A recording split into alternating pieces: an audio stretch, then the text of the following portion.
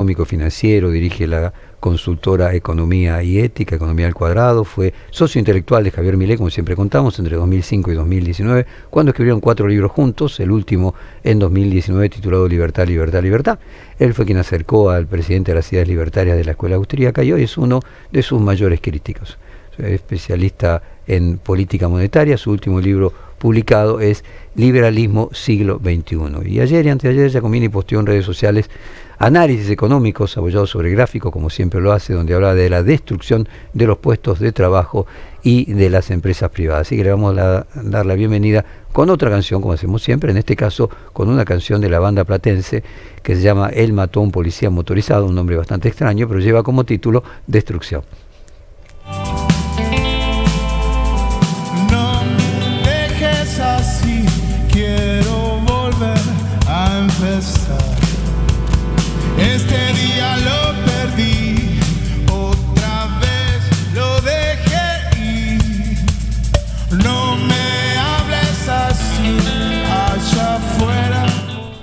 Muy buenos días, Diego Giacomini. Acá me decía la producción de que estabas un poco ansioso porque nos retrasábamos, te pedimos disculpas, pero al mismo tiempo ese nervio que vos siempre demostrás es de alguna manera lo que también muestra la relación que tenías de amistad con Milei. Finalmente son parecidos, los dos son muy intensos, como en su naturaleza psicológica. ¿Te sentís algún parecido?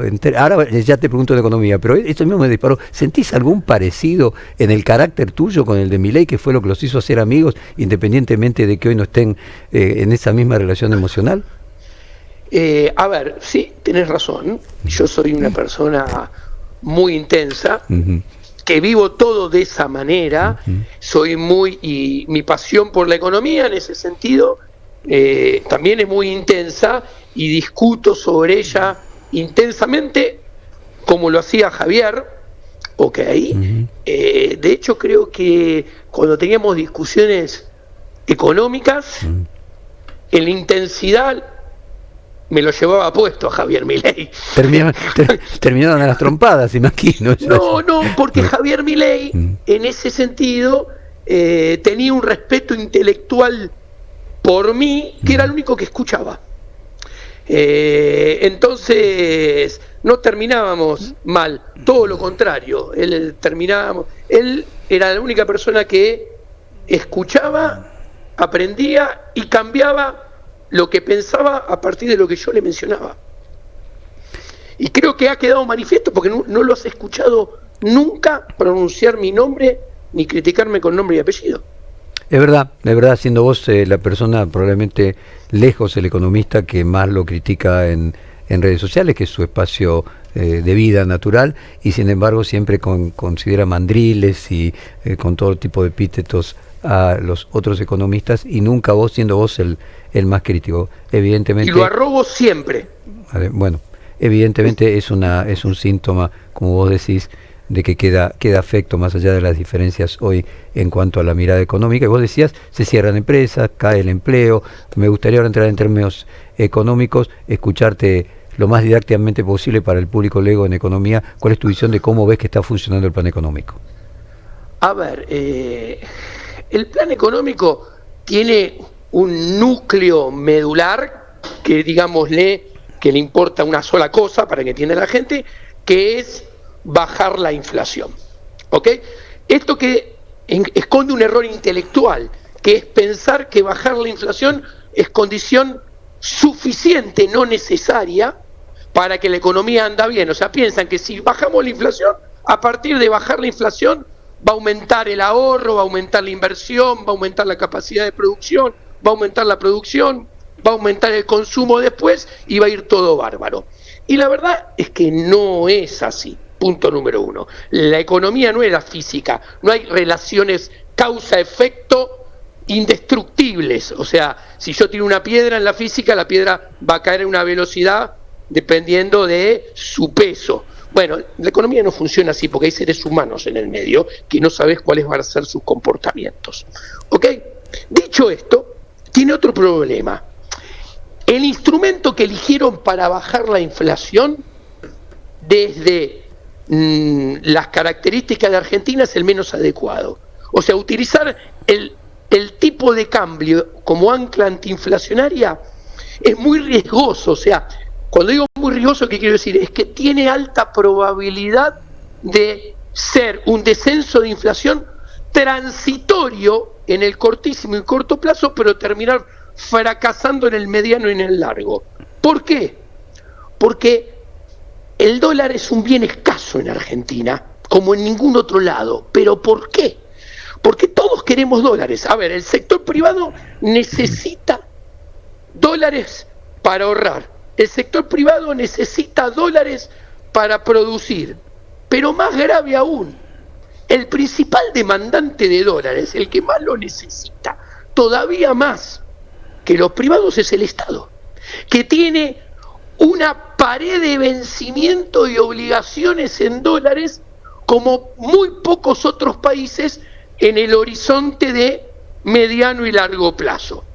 Si a esto le agregás que Argentina, primero, número uno, si anclás el tipo de cambio mucho, como lo están haciendo, tendés a tener déficit comercial. Si sumás que Argentina tiene déficit estructural de cuenta corriente porque tiene que pagar muchos intereses en dólares en la película de mediano y largo plazo, si a esto le agregás que Argentina está en default en el sentido de que los mercados de deuda no le prestan a Argentina y por eso tenés que recurrir al prestamista de última instancia y te convertís en el mayor deudor del mundo del prestamista de última instancia, esto quiere decir que dólares de deuda por cuenta de capital y financiera no te van a entrar mucho, y inversión extranjera directa en estas condiciones por cuenta de capital no te entran. Entonces, si no te entran por cuenta corriente, sino que te salen y no te entran por cuenta de capital, esto quiere decir que el dólar es escaso, que el tipo de cambio probablemente en algún momento más adelante, tenga una situación de equilibrio más elevada que la actual. ¿Por qué? Porque la de actual es artificial. Obvio. ¿Por qué es artificial? Muy sencillo, la explico. Uno, porque tenés la principal demanda de dólares contenida. ¿Cuál es? Sigue habiendo cepo para las empresas, para los principales demandantes de dólares, que son los que tienen que invertir, siguen encepados. Segundo, por el lado de la oferta, hay una oferta transitoria, artificial, no permanente, que no es de mercado de dólares. ¿Cuál es? Sencillo, los dólares del FMI, los organismos multilaterales, y algún repo de algunos bancos, que eso no es mercado. Entonces tenés la oferta inflada transitoriamente en el cortísimo plazo y la demanda contenida. De ahí surge una cotización que encima está pisada porque el Banco Central vende futuros y al mismo tiempo el Banco Central se endeuda o quiere endeudarse en dólares. Ahí entran en juego las últimas 7 medidas anunciadas por el Banco Central, que son todas diferentes formas de endeudarse en dólares para obtener reservas alquiladas, prestadas, transitorias, que se llaman reservas brutas. No son reservas netas, que si yo hago un balance consolidado, ¿y qué quiere decir consolidado? En el balance meto al Banco Central y al Tesoro, a los dos juntos, que es lo que hay que hacer, porque el dueño del Banco Central es el Tesoro, entre comillas, vos te das cuenta que la situación patrimonial no mejora nada, sino todo lo contrario. Con lo cual, y acá cierro la explicación, el principal preocupación del gobierno, que es bajar la inflación, probablemente veamos un descenso transitorio los próximos meses antes de las elecciones, pero con un horizonte de mediano y largo plazo que probablemente termine dándose vuelta a la taba y se vuelva a acelerar la inflación. Mira, aquí, mientras tanto, la economía real, me preguntaba. ¿Querés que te hable de eso? No, un minuto más sobre el tema este del déficit de cuenta corriente, que requiere que vengan dólares. Y aquí me gustaría que Elizabeth se sume haciendo la introducción de la pregunta de que Argentina no mejora la calificación financiera y deberá esperando seguir para ser considerado un mercado emergente. Elizabeth, dale vos. Sí, exactamente. Ayer el informe de Morgan Stanley ratificó la calificación que ya venía teniendo, que la Argentina tiene desde 2021, esta calificación de Standard Alone, que se llama, básicamente lo que quiere decir es que se trata de una economía o que es un mercado que muestra severo deterioro en el acceso, tamaño y liquidez de ese mercado, y que esto de alguna manera es un escenario similar al que tienen países impensados. Decía recién Malamud cuando hablaba una calificación similar a la de Ucrania, que está en guerra, pero podemos compararla con países de la región. Por ejemplo, tienen la misma calificación Jamaica, Panamá, Trinidad, Tobago, Botswana, Nigeria, Palestina, el Líbano, Bulgaria, Bosnia, Zimbabue. Esa es la calificación de deuda que hoy tiene la Argentina y que, como decíamos, excede la situación y excede también este gobierno. Claramente tiene que ver con lo que pasa en el país, porque dice el mismo informe de Morgan Stanley y lo que objetan para poder analizar un cambio en esa calificación. De hecho, ahora habrá que esperar por lo menos hasta 2027 a ver si se define un nuevo cambio. Objeta la persistencia de restricciones para los inversores extranjeros en el mercado local, y obviamente que Argentina no reúne, dice ese informe, lo sacó previamente al ratificar la calificación que ya tenía, no reúne requisitos mínimos de liquidez como para poder analizar una mejora de la calificación. O sea, no se dio la expectativa que en abril tenía el gobierno de que mejorara la calificación a considerarse como una economía emergente, y tampoco siquiera considerar como una economía de frontera, que es una calificación obviamente menor. ¿Qué te pasa frente a esto, Diego? Mira, yo creo que la calificación de riesgo, que tiene del otro lado la imposibilidad de una baja permanente y en serio del riesgo país, que por eso Argentina no vuelve a los mercados financieros, en realidad lo que están viendo es lo que pasa en la economía real. Porque esto es lo que explica la economía austríaca. O sea, si no hay una economía que produce más y mejores bienes y servicios y que genera empleo y crecen los puestos de trabajo y la posibilidad de producción, esa economía está condenada en el largo plazo a no poder pagar sus deudas. Entonces, acá Milei se está ufanando de lo que siempre se burló, porque ahora es el presidente. Se está ufanando de lo que siempre criticó, el rebote del gato muerto. A ver, ¿qué es el rebote del gato muerto? Como pasó en otros momentos de los últimos 20 años, tenemos que el EMAE, el estimador mensual de la actividad económica, se recupera. ¿Ok? Acá viene varios datos a decir. Primero, es un rebote del gato muerto que, por un lado, no genera empleo, por el otro, no genera crecimiento de salarios en términos reales que le ganen inflación.